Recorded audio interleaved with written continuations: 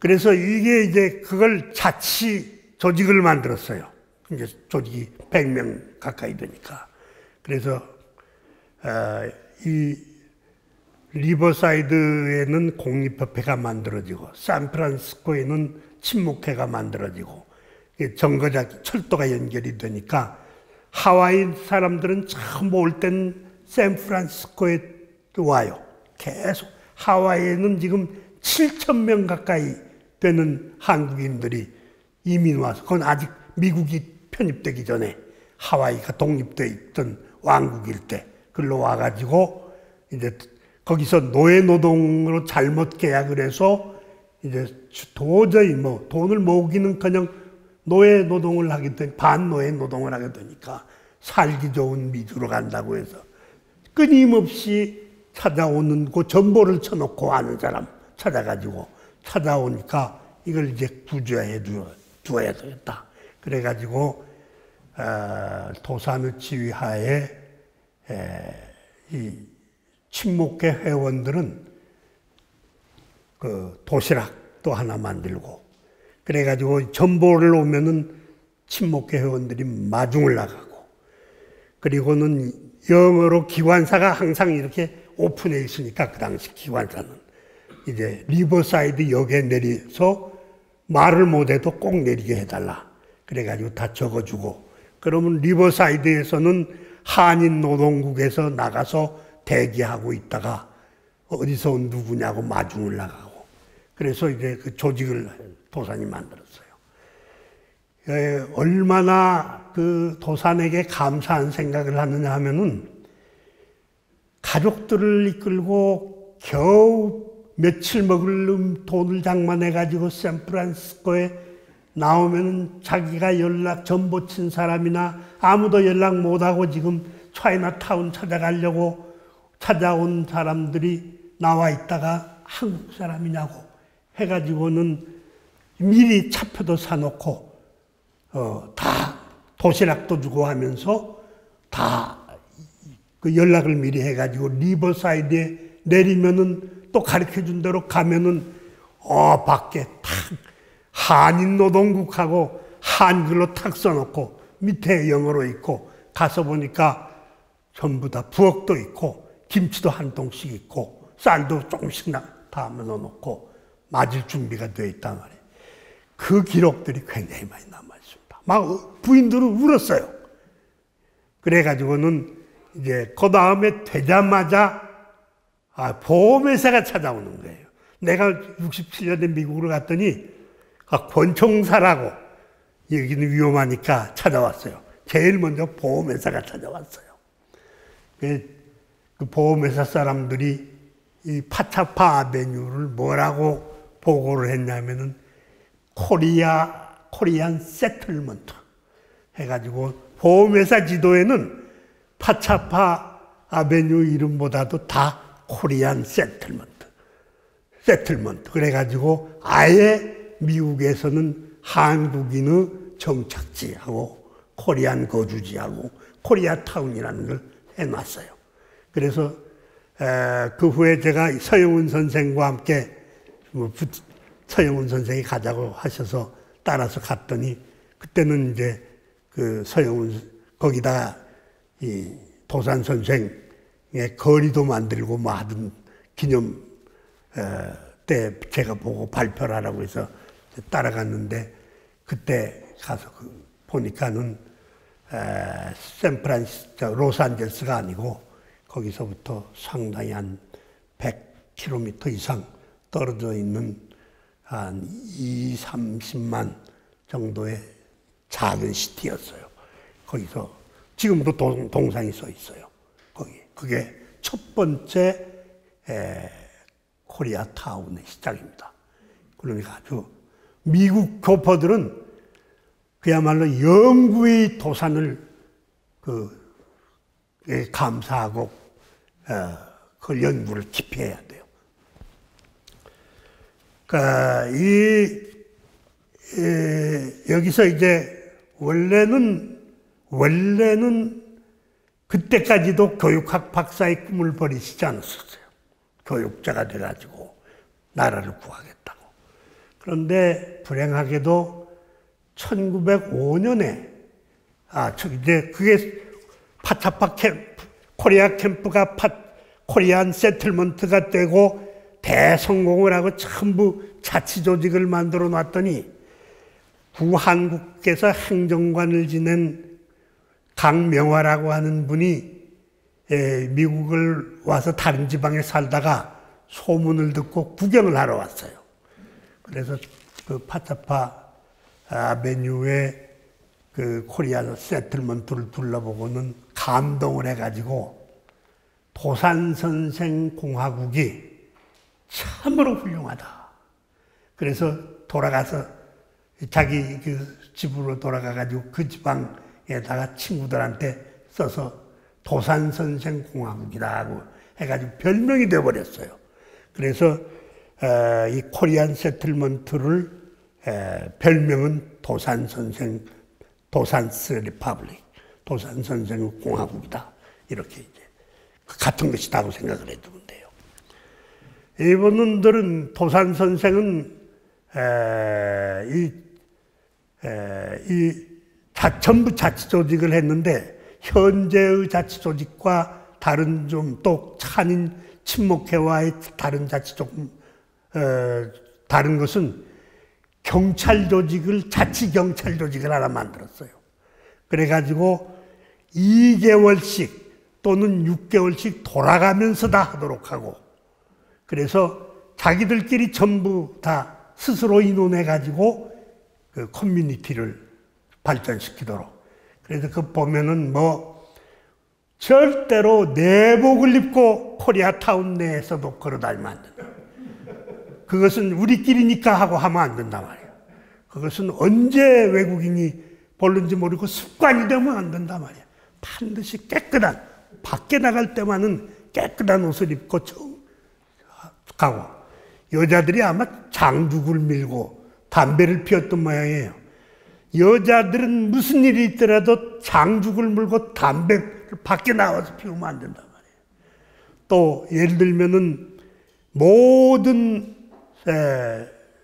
그 가족들은 반드시 교회에 나가야 된다. 교회에 나가는 것은 어떤 교회든 좋다. 그러나 교회에 반드시 나가야 된다. 교회에 나가서는 예수님만 믿는 게 아니라 반드시 내가 영어 교사를 붙여줄 테니까 영어를 꼭 공부하고 와야 된다. 그래가지고 한 명 여교사를 뽑으려고 했더니 11명이나 그 신청을 했어요. 왜냐하면은 그 포교까지 하려고. 그래서 이제 거기서 제일 친절한 분들 몇 사람 뽑고, 그 다음에 영어는 철저히 배우더 돌아와서는 꼭 한국말로 아이들을 영어도 하고 한국말도 할 수 있도록 해라. 그래가지고 집에서는 한국말을 쓰고 밖에서는 영어를 다 배워서 아이들과 어른이 쓰고 하는 양식을 딱 만들고, 모든 걸 다 회장하고 딱 고정시키지 말고 2개월 또는 3개월 다 돌려가면서 다들 하나씩 맡아보도록 이렇게 해서 아주 자치조직을 만들었어요. 이것이 도산의 제1차적인 리더십과 조직입니다. 형성입니다. 이게 성공을 했더니 리버사이드 공립협회 사람들이 선생님은 여기서 우리가 이제 돈 대줄 테니까 이제 다리 탁 잡고, 이게 100명도 되고 이제 150명 자꾸 늘어나니까 여기서 코리아타운을 이제 만들어가고 있으니까 선생님은 샌프란시스코에 돌아가서 우리가 대주는 돈을 가지고 미국에 살고 있는 모든 동포들을 살려주시오 하고 부탁을 했어요. 그렇게 되면 이제 조금 공부에 지장이 될 거 아니에요, 앞으로. 그러나 그거 뭐 가서 만들어주고 떠나면 되겠지. 이렇게 하고는 이제 바라는 바다고. 그러면 미안하지만은 내가 그럼 맡아서 해보겠다고 해가지고 샌프란시스코에 돌아와가지고 샌프란시스코에서 1905년 9월달인가, 날짜는 좀 틀릴 수 있어요. 기억이 조금 착오가 있을 수 있으니까 연도는 안 틀려요. 그래서 9월 달에 미주 한인 전미주 한인 공립협회라는 걸 만듭니다. 그리고 샌프란시스코에다가는 본부를 두고 원래 만들었던 리버사이드에다가는 리버사이드 지회를 두고 그리고 모든 한국인이 가 있는 곳에는 다 지회를 만들었어요. 그래서 전미주 대한인 공립협회 그리고 그걸 만들면서 동시에 공립신문이라는 걸 만들었어요. 그건 서재필 선생이 독립신문 만든 걸 본따서 그래서 활자를 사다가 이제 공립신문이라는 걸 만들어서 그 지회에다가 다 신문으로 연락을 하고 이 공립신문이 얼마나 중요한 거냐 하면은 당시에 세계 통신사가 2개가 있었는데 로이터 통신이라는 게 독립신문 때는 하나가 있었어요. 그래서 독립신문은 로이터 통신하고 관계를 맺어서 세계 뉴스를 다 받았는데 다 영국 겁니다. 그 다음에는 유나이티드 프레스, UP 통신이라는 게 또 하나 생겼어요. 공립신문은 로이터 통신과 UP 통신이 서울에도 지국에 기자가 하나씩 나가 있으니까는 서울 소식이 이제 바로 전보로 들어오는 거예요. 모르스보로. 그래서 이제는 서울 소식이 이틀 정도 후에는 이제 샌프란시스코에 도착하게 된 거예요. 그런데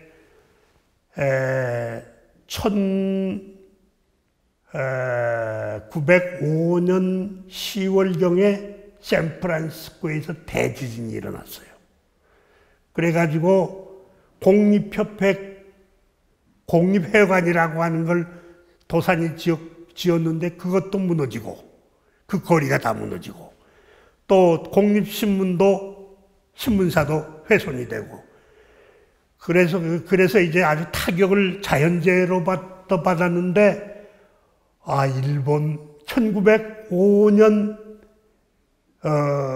11월 17일 밤부터 18일 사이에 일본 이등박문희가 위협을 해가지고 러일전쟁에서 승리를 하고 나니까 고종 황제에게 대한정부에 압력을 가해서 외교권을 빼앗고 통감부를 설치하도록 하는 을사조약을 강요를 했어요.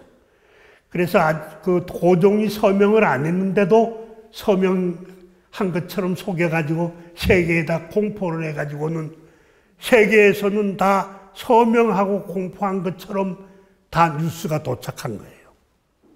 그 공립협회에도 공립신문사가 있으니까 바로 온 거예요.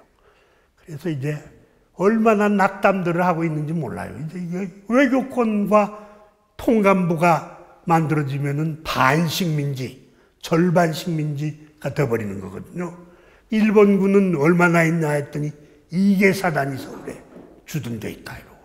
그래서 이제 고민을 하던 차에 또 하나 극적인 명령이 왔어요.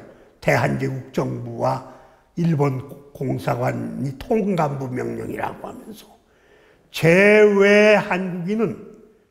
한국인을 포함해서 외교권이 없으니까 대한제국 황제의 명령으로 일본 영사관이 이 재미 동포들을 전부 관리하겠다. 그리고는 바로 얼마 후에 일본이 제안을 해가지고 한국 정부를 설득을 했는지 협박을 했는지 돈을 1,900달러인가를 보내왔어요. 이 30명 가까이가 죽고 부상당했는데 이 위로금이 대한정부, 개국정부의 위로금이니까 일본 영사관에 가서 다 돈을 타가라. 이걸 돈을 타가면은 이제는 재미동포들이 일본 통감부와 일본 영사관의 지배를 받는 거 아니에요. 그 가난한 그 동포들이 얼마나 타고 싶겠어요. 그런데 도산이 다 설득을 합니다. 이거 타면은 우리는 이제 일본의 지배하에 국내에 있는 사람과 똑같이 들어간다. 그러니까 이것을 거절하자. 이래가지고는 이제 거절하기로 도산을 믿으니까 풀뿌리 민주주의니까 친화력으로 만든 다 따랐어요. 그렇게 하겠다고. 일본을만 설득하면 안 되거든요. 미국을 또 설득해야 되니까. 그래서 이제 미국과 일본 영사한테 우리가 여기 온 것은 을사조약 체결 전에 여기 왔다. 대한인국립협회는 1905년 9월 달에 전민주조직이 만들어졌는데 을사조약은 11월 18일 날 맺어졌다고 정보가 와 있으니까 우리는 일본과 조약을 맺기 전에 온 사람들이다. 절대로 너희들의 돈을 거쳐서 돈을 받거나 또는 너희들의 명령이나 권고나 지시는 받지 않겠다. 이건 권고다. 권고도 받지 않겠다. 우리는 우리끼리 독립해서 살겠다. 그렇게 해가지고 그걸 거절을 합니다. 여기서부터 이제 도산이 원칙이 있는 지도자라는 걸 명료히 했어요. 일본 사람들은 약간 놀랐어요. 돈을 주겠다고 하는데 그것도 극하다는 사람들이. 그래서 이제 그 후에도 이런 일이 자꾸 생겨났는데 재미동포들이 일본에 우리가 완전 식민지가 된 다음에도 대한인국민회를 비롯해서 모든 동포들이 일본의 지배를 안 받게 되고 개외동포들이 독립된 생활을 하게 미국만 가면 자유인이 된 것은 한국에 돌아오기만 않는다면 누가 시작한 겁니까? 도산이 한 거예요. 이 지진 사건 뒤에 대한제국 황제가 보내고 심부름만 한 거라고 하는데도 일본 영사관, 일본 사람들을 통간부 기구를 통하기만 하면은 우리는 권고도 안 받겠다. 그래서 그 후에 재미동포들은 국내 귀국하기 전엔 미국에서는 완전히 독립된 사람으로 대한인국민회의 문서를 가지고 살았어요. 나중에 하와이도 상당한 기간 그렇게 살았습니다. 도산은 독립을 실천을 그때부터 아주 철저하게 했어요. 요게 다 빠져 있어요. 예, 한국 연구에 이게 다 빠져 있어요. 그 다음에 나라의 그 형편을 보니까 이게 이제 1906년 2월 달에 통감부가 만들어졌는데 통감부가 만들어지고 나서 군대를 2개월 이계사단을 철수시키지 않을 뿐만 아니라 대한제국 군대를 해산시킨다고 하는 뉴스가 자꾸 들어온단 말이에요. 일본군 이계사단이 서울에 주둔하고 대한제국 황실 호위대까지 다 없어진다면은 이제 우리나라는 식민지로 가는 것은 아주 명약방안이라네요. 이제 그때는 도산이 고민을 하기 시작합니다. 1906년 연말 크리스마스, 미국은 크리스마스 때야 휴가가 길고 정초까지 노는데 그때 대한인 국립협회 간부들을 불러서 리버사이드라고 하는데 가자고 해서 초청을 해가지고 거기서 이제 고민을 합니다. 이걸 어떻게 우리가 나라가 없어진 다음에는 완전히 식민지가 된 다음에는 이제 우리 민족은 영구히 멸망되는 게 아니냐. 어떻게 할까? 그래서 이제 이걸 구하는 일은 뭘 할까? 하다가 거기서 도산의 제안으로 뉴 코리안 소사이어티라는 걸 만들기로 합니다. 그걸 이제 이름은 거기서 만든 것은 신고려회라고 번역이 되어 있어요. 이것은 딴 단지인 줄 알고 연구가 안 되어 있는데 같은 단체예요. 이것은 봄 뉴 코리안 소사이어티는 한국말로는 신고려회로 하기로 하고, 그래서 거기서 그 창립을 해요. 1906년 크리스마스 때. 그리고 서울에 이제 가서 운동을 해야 되니까 국민을 깨우치게 하고, 이제 나라가 식민지로 떨어지지 않게 하는 운동을 해야 되니까, 이걸 누가 가야 될 것인가? 역시 당신이 갈 수밖에 없다. 그리고 당신이 제안자 아니냐. 그래서 공립협회의 신고려 뉴 코리안 소사이어티 공립협회 대표로 그 자격으로 명분으로 돈을 가지고, 그들이 걷어준 돈을 가지고 이제 한국의 대한인 신민회를 건설해서 국권 회복, 나라를 식민지로 떨어지지 않게 하면서 국민들에게 힘을 길러주는 새로운 운동을, 새로운 나라를 국권 회복을 해서 새로운 나라를 건설하기 위한 단체를 만들려고 준비를 합니다. 그때 그 서적들이 남아있는데, 제가 독립기념관 건립준비위원이 돼가지고 그거 할 때 안수산이라고 하는 따님이 찾아왔어요. 그래서 물품을 기증받았는데, 그때 보니까, 그 전에 저는 신민회는, 이건 1982년에, 기증을 통지받았고, 그보다 5년 전인 78년에 제가 신민회 논문을 써서 이 원자료를 다 읽었는데, 그때 나는 신민회를 비밀결사로 만들려고 하는 계획을 세워가지고 온 줄은 몰랐어요. 그리고 그걸 가볍게 봤어요. 그런데 그 책을 받아보니까, 그 전에 이영훈 선생, 서영훈 선생이 저한테 그래요. 그 논문을 읽고 나더니 신 선생 논문을 읽고 많이 알았는데, 그 프리메이슨을 읽었을 거라고. 프리메이슨이라고 하는 미국의 석공들, 돌 캐는 사람들이 만들어서 미국 사회를 뿌리에서부터 비밀결사로 조직을 해가지고 지금도 남아있는 그 후손들이 남아서 하는 결사대가 있어요. 미국이 서양이 망하려고 하면 이 사람들이 생기를 또 넣어줍니다. 직업은 대통령부터 온갖 노동자까지 다 있는데, 그걸 한번 해봐. 그래서, 선생님, 언제 바쁜데, 지금 귤 따기도 바쁜데, 알았습니다 하고 했는데, 프리메이슨 책은 없는데, 중국의 비밀결사에 대한 연구서가 몇 권 들어있어요. 그래서 내가 깜짝 놀랐어요.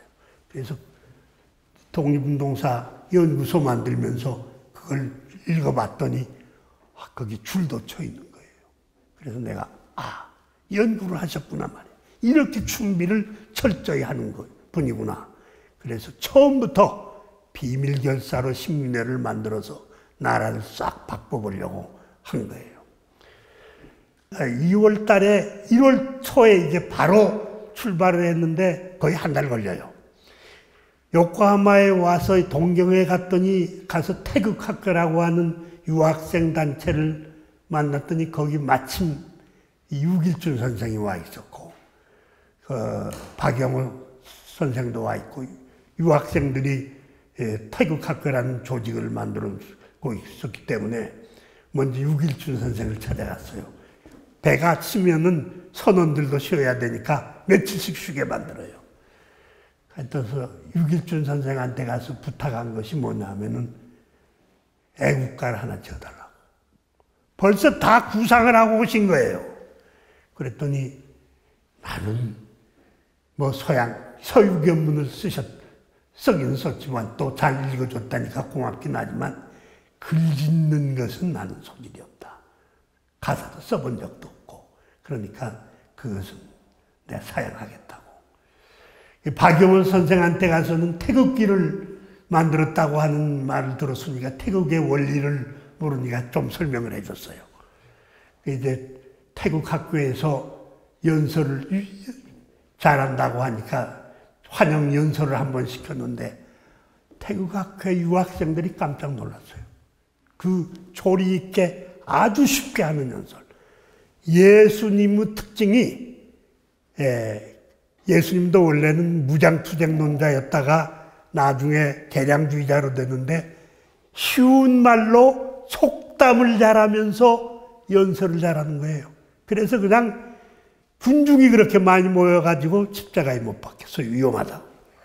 그러니까 그 연설에 그냥 반해버렸어요. 그래서 장응진, 김지관 그리고 최남선이 그 태극학교의 연설 때문에 선생님을 따르겠다고 해가지고는 나중에 신민회에 들어와서 최남선은 출판을 맡겠다고 하니까 이 소년이라는 잡지를 그래서 만들어서 요게 청년하구의 기관지, 신민회의 기관, 청년들의 기관지가 돼서 신민회 해체될 때 폐간이 됩니다. 발각이 돼가지고.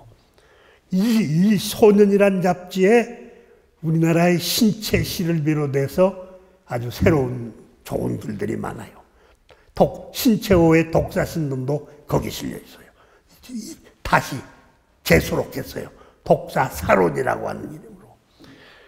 또 우리나라의 그 후에 대가들도 다 거기 가명으로들 다 썼어요. 와서 2월 20일 날 도착을 하셨는데 제일 먼저 거기서 다 정보를 가지고 와서 대한매일신보의 양기탁을 찾아갔어요. 양기탁 선생은 대한매일신보 총무를 맡으면서 베셀 밑에서 사주는 베셀이고 돈도 영국인들이 된 신문인데 다 이 총무 양기탁이 관리를 하고 있었는데 거기서 그 양기탁은 누구냐? 평양지회를 만들 때 가장 가까이 그러나 도산 밑에서 일을 하던 동양 친구예요. 독립협회 평양지회의 친구예요. 그러니까 아주 오래된 친구인데 마음을 터놓을 수 있으니까 이제 그 이야기를 했어요. 이렇게 해서 국권을 회복하기 위하여 단체를 만들려고 해서 나라에 몸을 바치려고 찾아왔다. 그러니까 반갑다고 이제 됐다고. 당신이 오면은 이제 우리 지도자가 온 거니까 평양지회를 만들고 이제 자기들을 이렇게 깨우쳐서 대한매일신보 총무까지 만들어 잘하게 해주었으니까 그럼 하자. 이래가지고는 합기로 했는데 비밀 결사로 하자 이렇게 나오는 거예요. 그러니까 그건 안 된다. 일본이 밀정을 만들어 가지고 얼마나 철저하게 탄압을 하는데 공개단체로 해서 해야 된다. 비밀 결사는 안 된다. 그래가지고 둘이 이제 뜻이 안 맞아요. 그래서 서로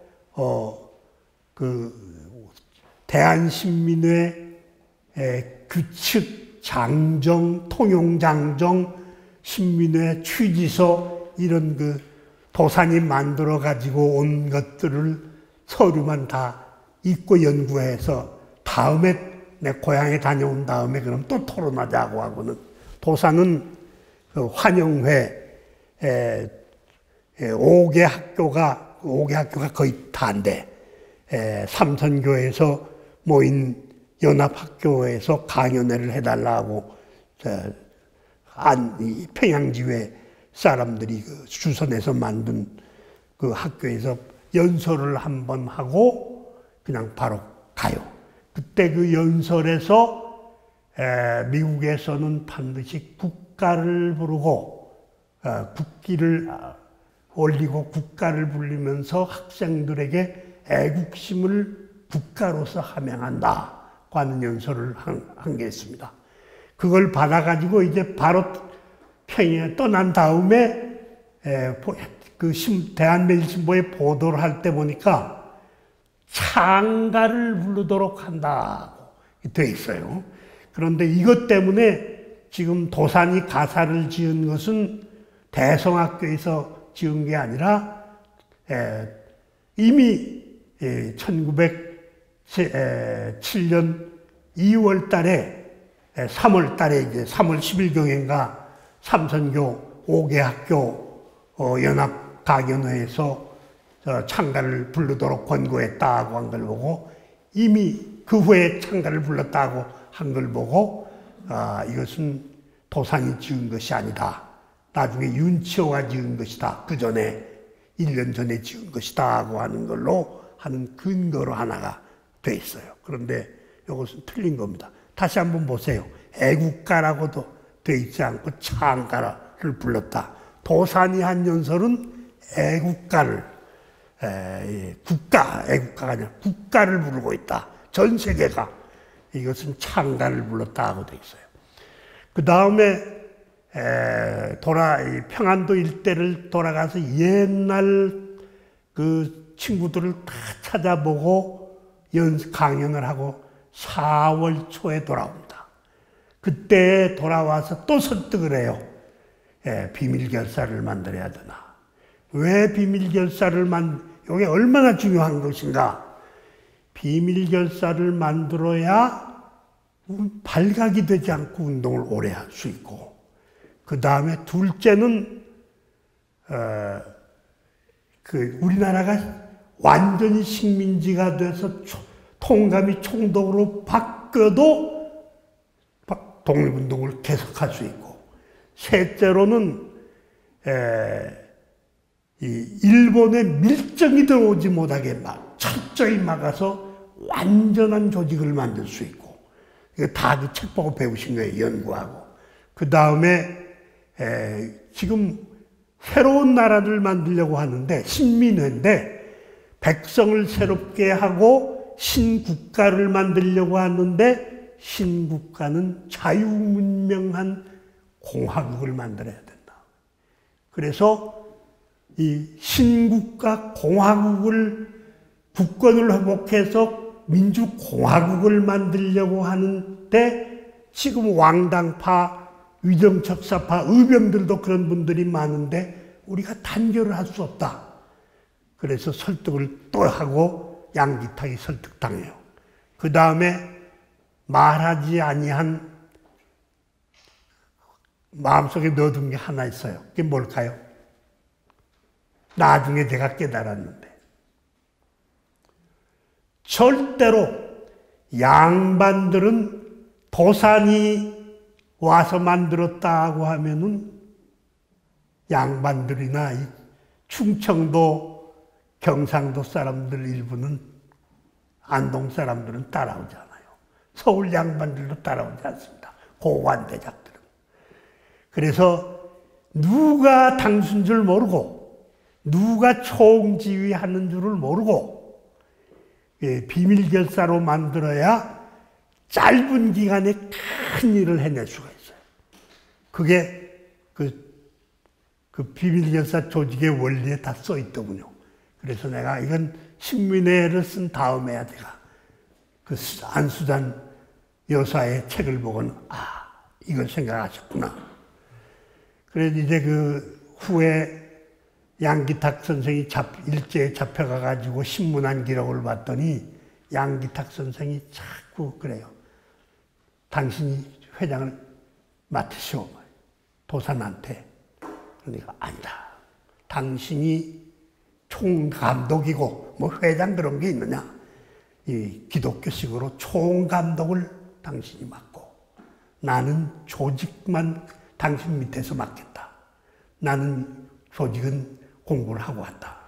그래서 자꾸 이 중형을 양기탁한테 맡기려고 하니까, 그래 내가 책임자고 총감독인데 나는 도산이 하라고 한 일을 다 그대로 하고 시키는 대로 하고, 실질적으로는 도산이 신민회를 다 조직하고 관리하고 하고 나는 신문사만 했다. 그래서 그럼 왜 그걸 받아들였느냐. 도산이 그러더라. 당신이 책임자고 나는 당신 밑에 보조자고 본부를 신문사 안에 두어야 하루아침에 전국 조직을 만들 수 있다. 그럼 전국 조직이 왜 하루아침에 됐냐? 너희 신문사 지국이 다 우리 신민의 지부다 말이야. 거기서 제일 똑똑하고 애국심 있는 사람만 추천만 하면은 내가 직접 만나서 회원, 후보 회원으로 1년간 두었다가 1년 후에 합격하면은 신민의 이름도 알려주고 해가지고 조직을 하겠다. 그러니까 나는 당신 밑에 조직 담당이고 당신이 책임자다. 그래가지고 내가 회장이 된 것이고 실질적으로는 도산이 다 지휘했다. 그래서 나는 회장이 맡고 중령은 맡겼는데 신민회는 도산이 다 지휘한 것이다. 내가 그걸 보고 이제는 역사에서 신민회는 도산이 만들어서 한 것이구나 하는 걸 아주 이제부터는 아주 역사에 막 썼어요. 그부터는. 그래서 이 신민회가 그럼 어떠한 일을 했는가? 그 회원은 얼마나 되는가?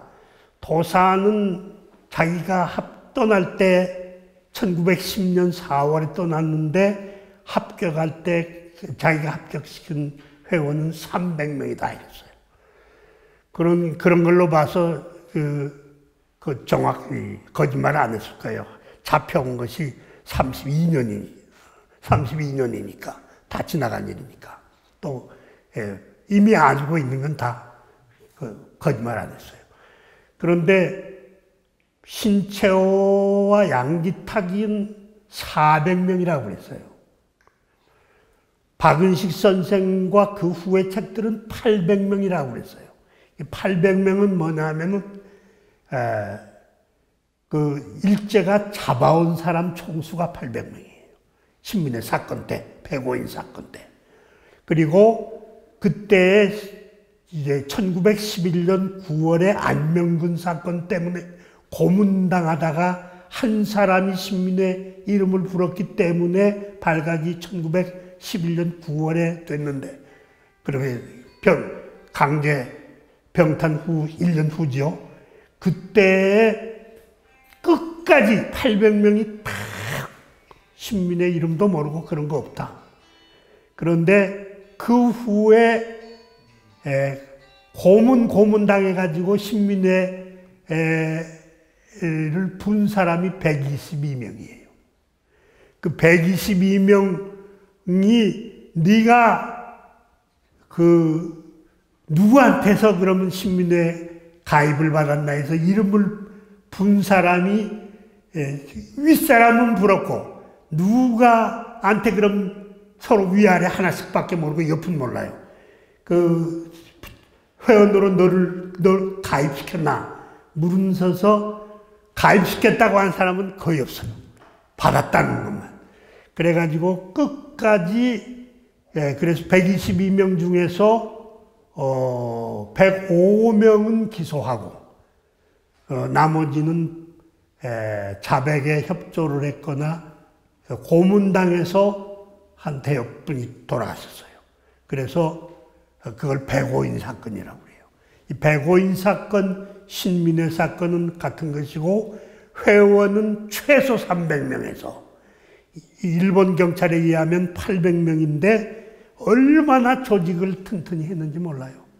그 구구라고 하는 아주 악질 경찰과장이 고등과장이 총독부 때까지 나중에 도산 선생을 길림시에서 잡으러 올 때까지도 그 사람이 왔는데 그 사람이 적어놓은 수기가 있어요. 이 조선인들에게 참으로 참 하나 경탄할 만한 조직이 있었다.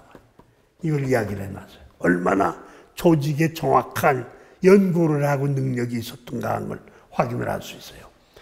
그러면 돌아오셔서, 그리고 시간이 넘쳐서 죄송합니다. 돌아오셔서 신민회를 창립한 다음에 어떠한 일을 했는가? 제일 먼저 신교육 구국운동을 했어요. 그래서 전국 회원들에게 자기 고향에다가 학교를 하나씩 만들어라. 돈이 있건 없건 없으면은 청년들은 보수를 주지 말고 논밭 팔아서도 학교를 만들어서 신식교육을 시작해라. 지금 100여 개밖에 안 됐는데 있는 힘껏 다 만들어라. 그리고는 본인은 평양에다가 어떤 학교를 만들었을까요? 하나 만들었어요. 대성학교. 이 학교는 중학교급인데 들어갈 때부터 초등학교가 아니고 전국에는 초등에서 중학교급으로 만들고 대성학교는 중학교 지금 학제로는 고등학교 대학 1학년 교양과정부까지 만든 그거예요. 그거 내가 시간표를 하나 발견을 해서 적어놨는데 딱 거기 맞췄어요. 그 프랑스가 지금 그 학교예요. 예, 프랑스 고등학교는 우리가 대학 1학년 교양학부를 고등학교에서 가르칩니다. 그 옛날 학교, 꼴레주는 중학교란 이름인데 실제로는 교양과정부까지 가르쳐요. 이 학교를 만들어서 거기서 교장은 1년에 한 번씩 내려오는 자기가 가장 존경하는 우리나라에서 머리가 제일 좋다고 자기가 판단한 윤치호 선생을 교장으로 이름만 모시고 자기는 대리교장을 맡았어요.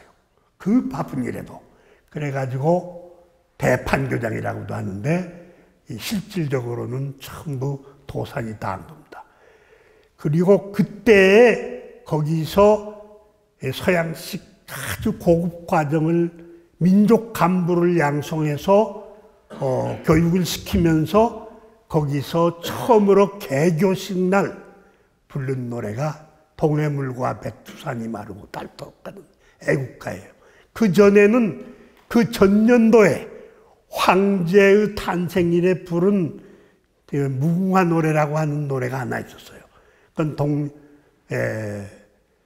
독립협회에서 부르던 노래인데 그것은 윤치호 작이라고 인디펜던트 1897년 영어에 서양 사람들이 바론 윤치호 백작이 지은 가사라고 영어로 써버렸는데 이것은 한글말로 그게 써졌으면 좋겠는데 왜냐하면 서양 사람들은 윤치호가 기독교 신자고 귀족 자기를 가졌으니까 자꾸 그만 올리는데 다른 책에 보면 코리아 포 코리안스는 서재필 때부터 나와요. 그건 뭐냐면 대한 사람 대한으로 길이 보존하세. 이 말은 무슨 뜻이냐면은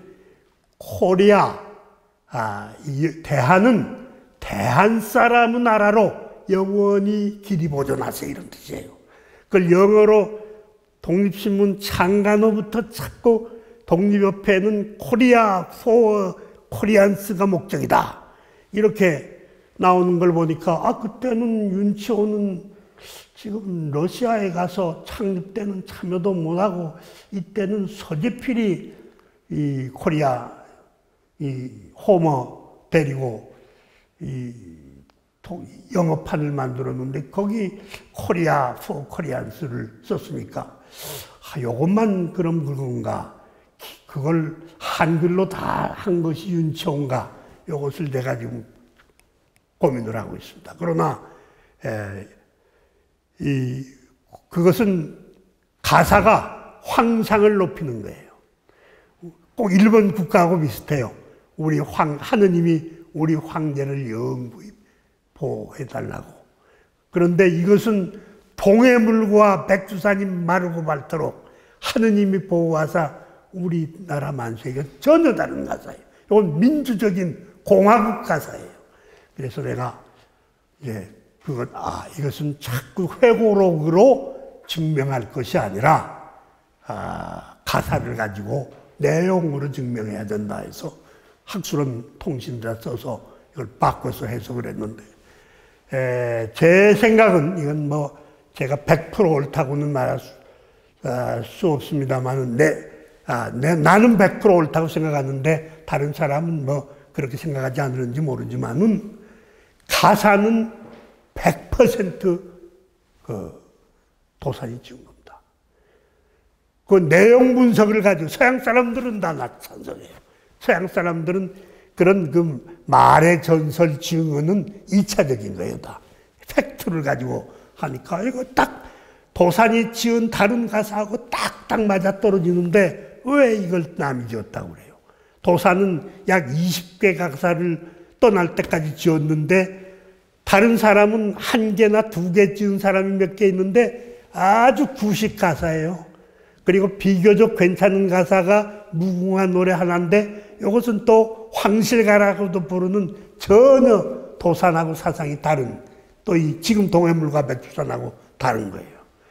그 다음에 또 하나 이제 보조적인 증거는 1911년에 한민학교라고 하는 것을 블라디보스토크에서 만들어서 개교를 했는데 거기서 이 노래를 불렀는데 이 블라디보스토크 일본 영사관에다가 일본 정부가 그 조사를 시켜요. 그랬더니 평양에서 온 대성학교 학생들이 가져와서 부른 노래인데 그게 보고 채택이 돼서 부르고 있는데 그것은 동해물과 백두산으로 시작한다 이렇게 돼 있어요. 그러니까 이건 얼마나 좋은 증거자래요. 일본의 비밀 보고서인데.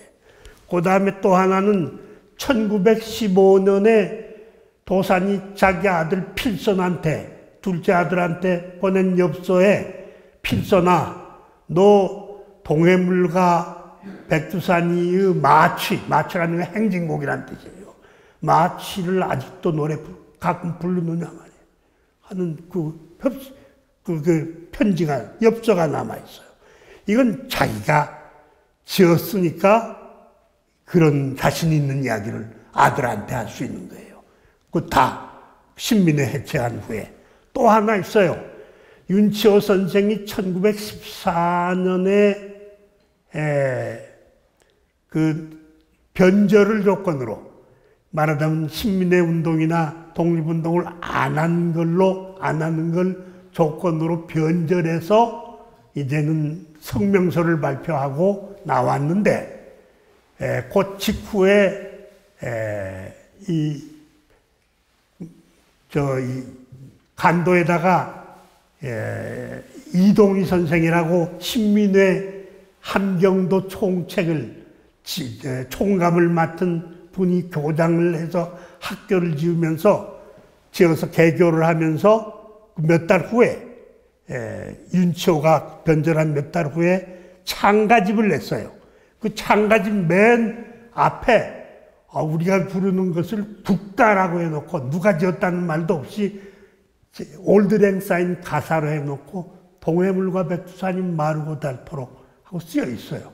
그러니까 이동희 선생은 도산은 미주에 가서 하고 있고 윤치호는 변절해서 감옥에서 나오고 자기는 망명해서 간도에서 독립운동을 하면서 학교를 세웠는데 우리가 부르는 애국가를 국가라고 해서 창가집을 낸 거예요. 그래서 나는 이것은 100% 도산이 지은 것이다. 후렴만 아니다. 이렇게 지금 생각하고 후렴은 누가 지었는가? 이것은 더 공부하겠다. 윤치호가 지었을 가능성도 높다. 그러나 아직은 더 공부하겠다. 그러나 1, 2, 3, 4절 이 본가는 전부 다 도산이 진 것이 100% 맞다. 그래서 지금 이제 점점 넓혀가고 있습니다. 처음에 제가 도산이 이걸 신민회를 창립했다고 한 것을 1978년에 발표했을 때는 나를 지지하는 사람은 50%밖에 안 됐어요. 1906년에 이종찬 선생의 할머니 이은숙 여사의 독립운동가의 아내의 숙이 거기에 이회영 선생이 1906년에 상동교회에서 만들었다고 하고 써놓은 게 있어요. 그걸 때문에 나를 비판하면서 1906년설이 나와서 이제 그게 반으로 나눠졌어요. 그러다가 지금은 한 99%는 신문에는 도산이 만들었다고 다 그 교과서에도 들어가 있고 78년이니까는 뭐 한 50년 지났는데 지금은 이제 그 이회영 선생이 1년 전 1906년에 창립했다고 하는 것을 믿는 분은 한 1%밖에 안 됩니다. 그러니까 애국가를 누가 지었나? 이것은 당장은 지금 결론을 못 내지만은 결국은 역사에서 결론은 도산 안창호 착.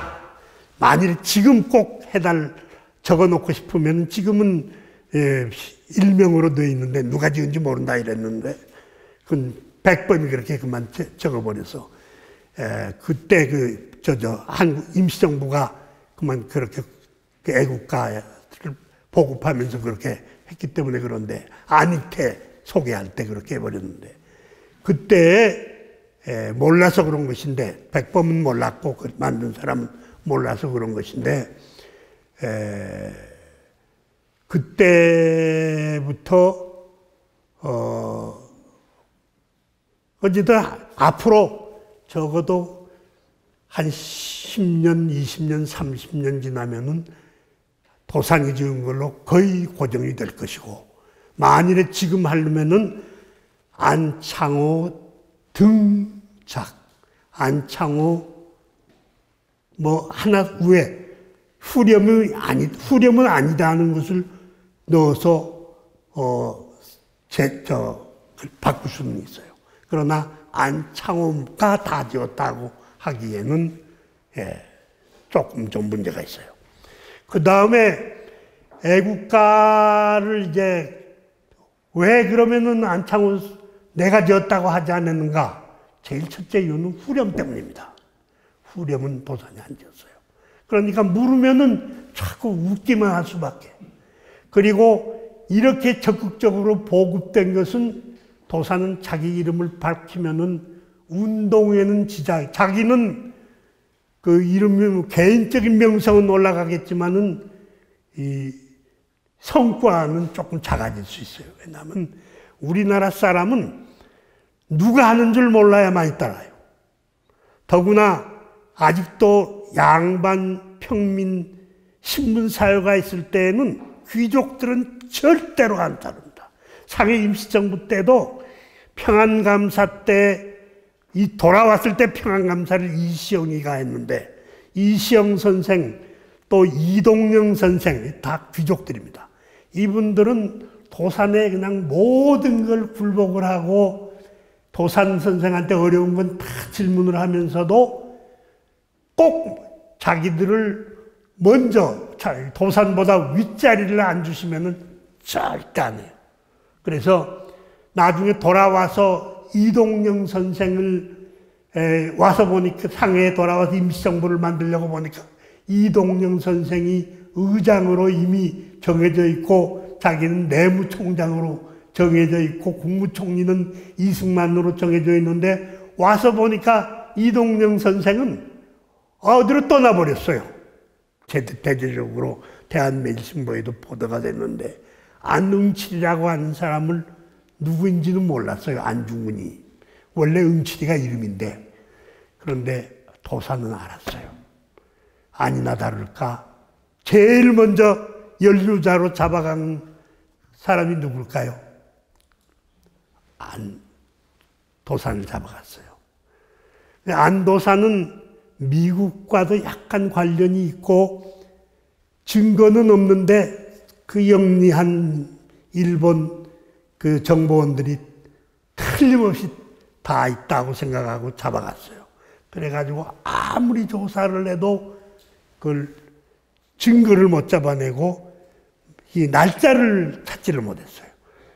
그래서 이제 일단 풀어주고 만나는 사람들도 조사하고 하려고 일단 풀어줬다가 다시 잡아넣기로 했는데 아니나 다를까 또 한 번 집 들어가서 그때는 약간 괴로움을 받았던 것 같아요.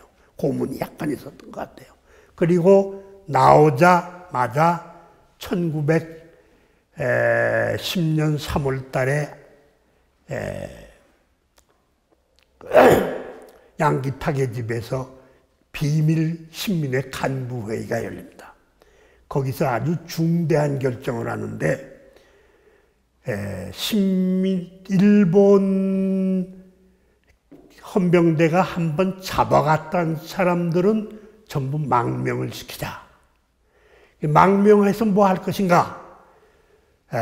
궁극적으로 독립을 찾으려면은 우리 힘으로 일본을 물리쳐야 하는데, 우리가 이렇게 지금 거의 식민지 직전에 가게 망해버린 것은 일본이 서양 학문을 배워서 그런 것은 기본적인 것이고, 일본의 무력이 지금 와서 이게 사단이 딱 점령하고 있지 않는가.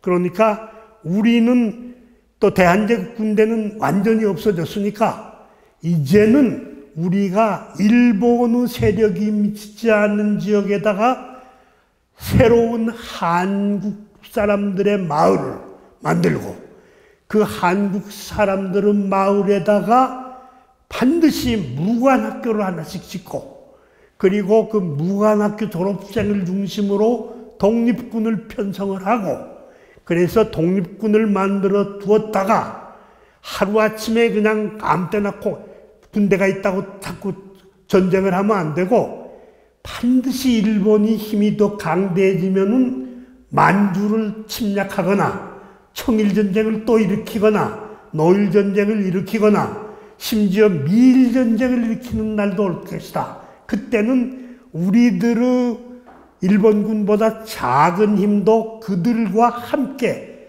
우리를 모르는 사람들과도 함께 작전이 저절로 돼서 큰 힘으로 타격을 줄 때니까, 그때까지 힘을 기르고 국내에 있는 시민의 조직은 끊임없이 애국주의, 애국심과 신교육과 그리고 새로운 경제적 실력을 자꾸 기르면서 대기하고 있거라. 그래서 국내 간부들은 애국개몽운동, 신교육운동을 계속하고, 이 한번 잡혀갔다 온 사람들은 다 외국으로 나가서 신한민촌을 세우고 무관학교를 세우고 독립군을 만들고, 내가 말한 독립전쟁 전략에 따라서 절호의 기회를 잡아가지고는 같이 때리자. 이래서 우리 실력으로 반드시 조국을 회복하자. 그때까지 하루도 독립을 잊어서는 안 된다. 이러고 이제 1910년 3월 달에 청도를 거쳐서 브라디보스톡으로 갑니다. 그래서 이때 식민회가 만든 그 전략에 의해서 만들어진 무관학교가 3개가 있어요. 추가연 삼원보에 만든 신흥무관학교. 이것은 신민회가 나라를 흥국시킨다. 그래서 신흥무관학교라고 이름을 붙였어요. 그 처음에는 강습소라고 붙였다가 나중에 고쳤는데, 이것은 도는 누가 됐느냐? 이시영가와 안동 사람들이 됐어요. 이 둘이 합작을 해서. 그 다음에 함경도 사람들이 이동희가 이제 만든 나자구라고 한 데다가 무관학교를 하나 만들었는데, 그것은 독립무관학교. 그것은 13년경에 만들어졌는데, 그건 상당히 전투적인 학교입니다. 학생들이 아주 그냥 혈서를 쓰고 그래요. 그 다음에 안창호 선생은 평안도 계통이 만들었는데, 이갑 등등이 중심이 돼서 안창호 선생도 답사도 하고 했는데, 밀산현 밀봉산자 거기도 만들어졌어요. 일본 자료에 나옵니다. 그래서 이것이 3.1운동 때까지는 목총으로 전부 훈련을 하고, 그야말로 아주 철저하게 일반 교육과 무관학교 교육을 하던 초급 그 무관학교하고 신한민촌도 조그맣고 끊임없이 감시를 받아서 그 비밀 자료만 있는데, 3.1운동이 일어나니까 말이에요. 이거 아이들이 빤세 부르고 나서 선생님들이 말리지 않으니까 독립군이 있다는 걸 선생님들이 알고, 하니까 아이들이 자꾸 가출을 하는 거예요. 그럼 부모들은 어디 가서 아이들을 찾으러 갈까요? 신의주하고 안동에 가서 역에서 기다리고 있으면 도망간 아이들이 나와요. 그러면은 그 잡아다가 찾아와요. 못 찾은 아이들은 다 어디 갔을까요? 전부 사관학교를 찾아간 거예요. 그래가지고 장교, 초급 장교들만 있는 그 무관학교 졸업생들이 어떤 건 군대 총도 만들고 목총만 있는데 그냥 사병들, 교육받겠다고 오는 사병들이 모이기 시작한 거예요. 그래서 3.1운동이 일어나자마자 독립군이 편성이 된 거예요. 그 전엔 독립군이 그대로 이름 있는 독립군은 몇 개 없었어요. 뭐 거의 없었어요.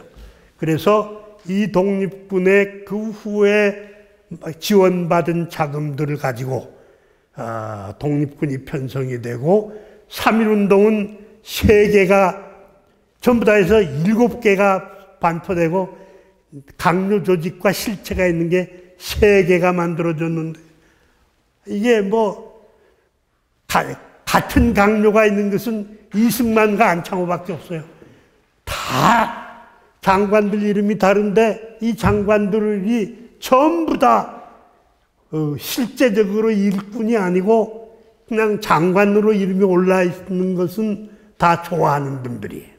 그러니까 잘못하다가 3.1운동 때 성과로 임시정부 수립하려고 한 것이 임시정부가 3개가 되면은 얼마나 부끄러운 일이에요. 그래서 상해에서 그 안창호 선생한테 전도를 칩니다. 현순이라는 목사가. 현순은 천도교 손병희 선생 33인으로부터 이 3.1 독립운동 영역판을 상해 가서 만들어 가지고 파리에도 보내고 다 보내라고 위탁받은 기독교의 심부름꾼인데 와서 도산한테 빨리 와서 이거 수습해 주시오. 당신이 안 하면 안 된다고. 그래가지고 도산은 3.1운동이 일어날 줄은 모르고 연락을 못 받았으니까 일어났다는 걸 소식을 듣고는 바로 대한 그 공립협회 대한인국민회라고 이름을 그때는 바꾸기 시작했는데 거기서 3.1운동 지지 독립선언 지지 대회를 한번 열고 그리고는 배 타고 상해로 와서 보니까 차장들 신한청년단 출신 차장만 있고 자기가 옛날 조직해 놓은 준민 신민의 간부가 다 대통령을 국무총리를 제외하고는 다 옛날 자기 조직 같은 사람들이에요. 그러니까는 이제 검토해보고는 맞겠다고 그래가지고 상해 임시정부의 내무총장 겸 국무총리 서리로서 이승만만 도착 안 했으니까 그리고는 이동명도 신민의 회원이에요. 그러니까 상동교회 개통. 그래서 다 모시려고 보니까 이동희는 지금 이 국무총리로서 블라디보스토크에 교민이 30만 가까이 있는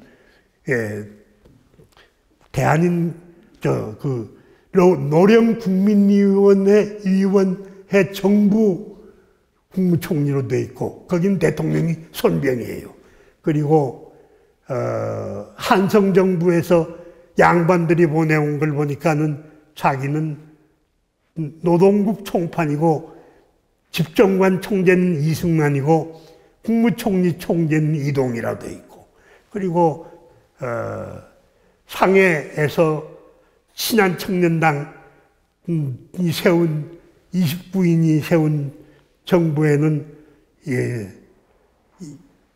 도산자기는 노동국장으로 돼 있고 노동국 총판이라는 건 노동국 총국장이라는 이야기예요. 그리고 총자를 왜 놨냐면 강요회의에 참석을 시켜주기 위해서. 그리고 이제 대통령은 없고 이제 국무총리는 이승만. 그리고 내무총장 이제 이 상해 임시정부 수립 신한청년당이 만든 상해 임시정부에는 내무총장은 안창호로 되어 있어요. 그러니까 내무총장이 수석총장이니까 대통령이 올 때까지는 국무총리 서리로서 다 이걸 지휘할 수 있으니까 상해 임시정부 총장을 맡아서 그걸 받아들여 가지고 통합시킬 수 있다. 그 하는 그게 내가 해야 할 일이다. 그 결정을 해 가지고는 그걸 받아들이고 그게 1919년 5월 달에 도착해 가지고 6월 달에 한 달 후에 병치료하고 받아들인 다음에 그 다음에 이제 키포인트는 어디에 있어요? 키포인트는 국무총리제가 없고 대통령제도 없고 대통령은 손병희로 되어 있는데 국무총리는 지금 둘 아니에요. 이승만 그 다음에 노령의 이동희가 둘 다 국무총리로 지금 되어 있어요. 그리고 집정관 총재로 되어 있는데 한성정부는 집정관 총재를 집정관 총재라고 쓰지 않고 프레지던트라고 번역을 해가지고 이미 이승만은 전 세계에다가 명함을 박아서 이미 선전해 가고 있고 이걸 세계를 어떻게 통합할까? 그래서 그 도산의 강력한 리더십으로 자기를 희생시키는 리더십으로 그 짧은 기간에 이동희도 몰래 왔어요. 청년들이 도산이 찾아올 텐데 왜 당신이 가는가? 그런데 도산이 현순을 보냅니다. 바로. 그래서 또 하나 다른 러시아 그쪽 사람하고 해서 보내서 직접 가서 내 이걸 전하시오 해가지고 옛날 신민회 부당수 겸 실질적인 지휘자, 공식적인 조직책 그 명령과 권유를 또 이 절대로 믿을 수 있는 도산이 자기를 국무총리로 상해 와서 대통령이 이승만이라도 내가 당신을 다 할 테니 내가 있으니까 염려 말고 오라고 해서 그 말리는 자기 부하 친구들을 모르게 현순을 따라서 상해로 와가지고 국무총리에 취임을 하도록 해서 그야말로 온갖 고초와 희생을 당해서 세계 정부를 하나로 통합한 것은 도산 안창호가 아니면 못해요. 그건 제가 자신 있습니다.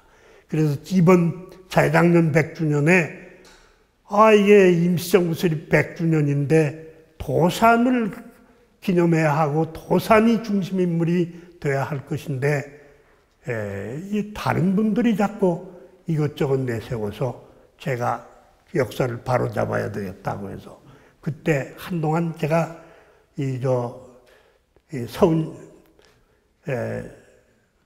서 선생님이 여기 기념사업회 맡고 이 전지 편찬해달라고 해서 같이 친구들하고 같이들 힘 모아 할 때 그때를 떠나서는 공부만 하고 있었어요. 독립기념관도 끝났고.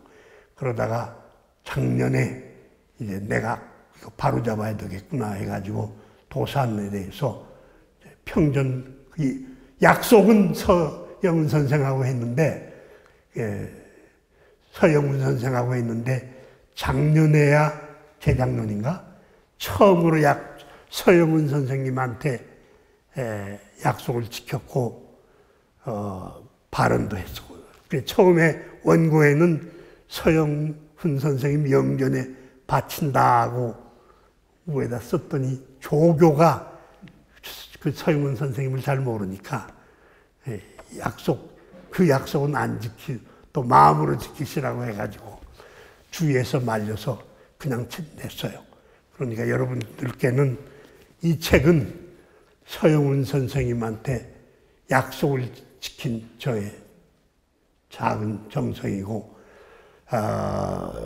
제가 오늘 말씀드린 것은 제가 상당히 깊이 오랫동안 생각하고 연구하고 한 것이고, 제가 공부한 바로는 한국 근현대의 가장 순결하고 멸사봉공하고 참다운 큰 인물은 도산 안창호 선생님을 저는 확실히 알고 확신합니다.